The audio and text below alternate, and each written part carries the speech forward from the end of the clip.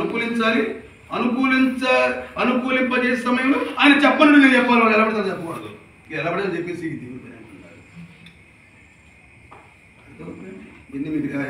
ఇవన్నీ మీకు నేర్పిస్తాను. Very good. వెళ్ళిపోదాం. రోమా 1:19. ఆలోచిస్తే ఆశ్చర్యం భయం కలుగుతుంది. ప్రకృతిని, జగత్తు పునాది వేయబడింది మొదలుకొని సృష్టింపబడిన వస్తువులను ఆలోచిస్తే తేటగా తెలియపోతుంది. నిజమైన దేవుడు క్లియర్గా తెలిసిపోతుంట. అంటే సృష్టిని చూపించి నిజమైన దేవుడు ఎవరో చెప్పొచ్చట. ఎందుకనగా దేవుని గూర్చి తెలియశక్యమైనది ఏదో అది జనాల మధ్య విషదమై ఉన్నది తెలియజేశాడు. దేవుడు వారి మధ్య పెట్టి తెలియజేశాడు. ఆయన అదృశ్య లక్షణములు అనగా ఆయన నిత్య శక్తి దేవత్వమును అది జగతుత్పత్తి మొదలుకొని సృష్టింపబడిన వస్తువులను ఆలోచిస్తే క్లియర్ గా తెలియబడుతుంది.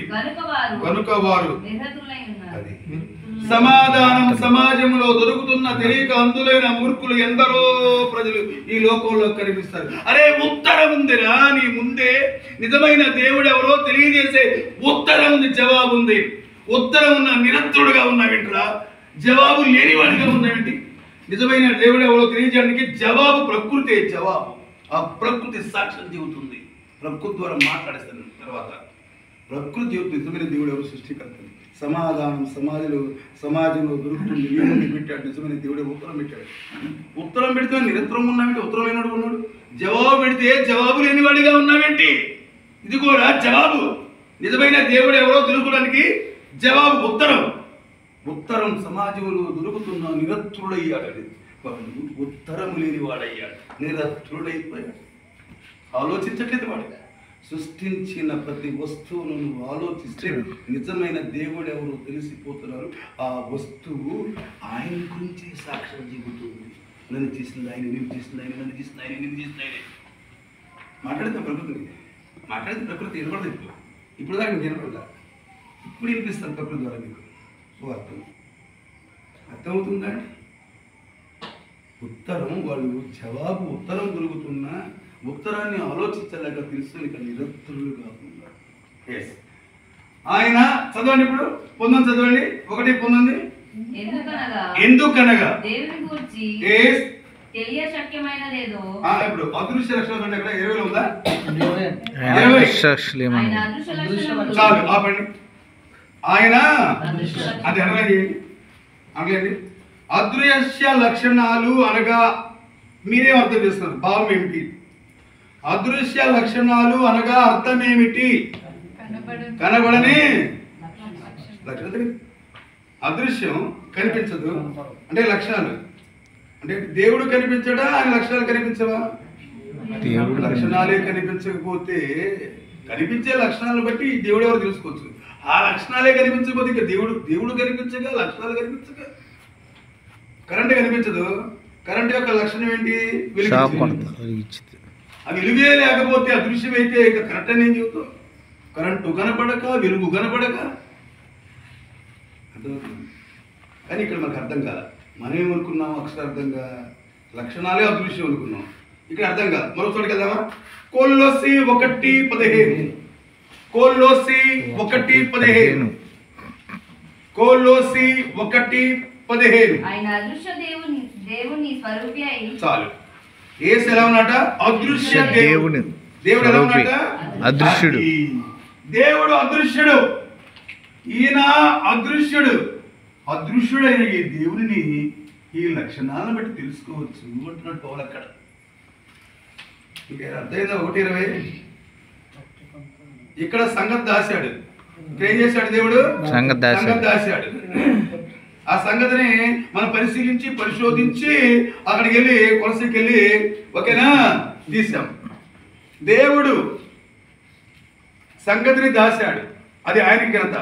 ఆ సంగతిని మనం కొలసీకి వెళ్ళి తీసుకొచ్చాం, అది మనకు ఘనత. సామెతలు 25:2. సామెతల గ్రంథం 25:2. సామెతల గ్రంథం 25:2 మరియు 27. అది సంగతి, దేవుని సంగతి, దేవుని సత్యం మరుగు చేయుట. దేవునికి ఘనత, అది ఆయనకు ఘనత. సంగతి శోధించుట, మరుగు చేసిన సంగతిని తెలుసుకునుట. రాజులకు ఘనత, రాజులంటే మనమే, మనకు ఘనత. రాజులంటే పిల్లలకి మనకు ఘనత.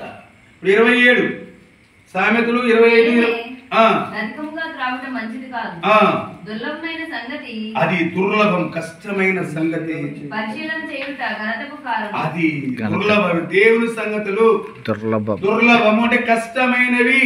యోహాను 6:27, యోహాను సువార్త 6:27, దేవుని సంగతులు కష్టమైనవి, తెలుసుకొనుటకు పరిశీలించి పరిశోధించుటకు కష్టపడాలి. ఆహారం కొరకు కష్టపడకుడి, గాని నిత్య జీవం కలుగజేయు అక్షయమైన ఆహారం కొరకే కష్టపడాలి. చాలు. దేని కొరకు కష్టపడాలి?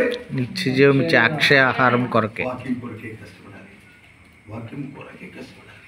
అంటే వాక్యం చాలా కష్టం. వాక్యం చాలా కష్టం. సంగతిని మరుగు చేశాడు, లోతుల్లో దూరాల్లో పెట్టాడు. అది నానకు ఘనత. ఆ మరుగైన సంగతిని మనం లోతుల్లోకి తీసుకొచ్చాం, అది మనకు ఘనత. అదేనా? మీరు చదువుకున్నారు, పిహెచ్డీ చేశారు మీ శాస్త్రవేత్తలు, లోక విద్యలో పిహెచ్డీ చేశారు శాస్త్రవేత్తలు. అయ్యగారు మీరు పిహెచ్డీ చదివారు కదా, శాస్త్రవేత్తలు కదా, మీరు డాక్టరేట్ కదా, కాస్త రోమ 1 చెప్పండి. దేవుని అదృశ్య లక్షణములు, జీవనగా యొక్క లక్షణాలు దృశ్యమైనవి అని కొట్టారు. మనం కరెక్ట్ అనుకుంటాం. కొలసి కలగానే దేవుడు అదృశ్యుడు, దేవుడు అదృశ్యుడు, దేవుడు అదృష్టుడు. కానీ ఆయన లక్షణాలు కనిపిస్తాయి. ఆయన లక్షణాలు అదృశ్యం కాదు, కనిపించే లక్షణాలను బట్టి కనిపించని దేవుడు ఎవరో తెలుసుకోవచ్చట. అది భావం. అలా సంగతి మనకు చేశాడు. రోమ 1:20 కొలసిలో తెలియజేశాడు. అక్కడ దాకా మనం ప్రయాణం చేసాం, లోతులకి వెళ్ళాం. దేవుడు అదృశ్యుడు, ఆయన లక్షణాలు అదృశ్యమైనవి కాదు. దేవుని లక్షణాలు అదృశ్యంగా కనబడకుండా ఉంటే కనబడి దేవుడిని ఎలా తెలుసుకుంటాం? ఇంకా అర్థం కాదు. అందుకే కరెక్ట్ చెప్పాను. అర్థమవుతుందండి? లక్షణాలు కనిపిస్తాయి. ఐరన్ ఉంది, ఇస్త్రీ బాక్స్ ఉంది, అదేనా? అది దాని లక్షణం ఏంటి? వేడినిచ్చింది కరెంటు ద్వారా. అర్థమవుతుందండి?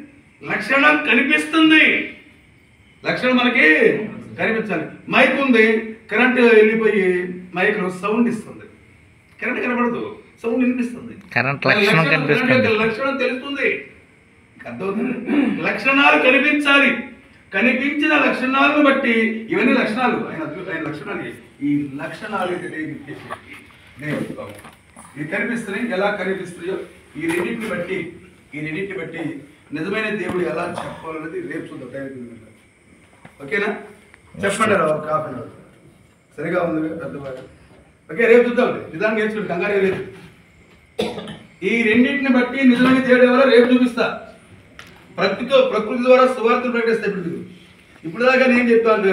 రేపు నేను చెప్పి అలసిపోయి ప్రకృతి కాస్త మాట్లాడు, సూర్యుడే కాస్త చెప్పయ్యా, చంద్రుడే చెప్పయ్యా. సూర్యుడు మాట్లాడతాడు, చంద్రుడు కూడా ముచ్చరిస్తాడు. గాలి చేత కూడా మాట్లాడిస్తా, పక్షుల చేత, అందరి చేత మాట్లాడిస్తా. ప్రకృతిలో ఉన్న వాటన్నిటి చేత మాట్లాడిస్తాను. వచ్చేవారు ఓకేనా? వచ్చేవారు మాట్లాడదాం.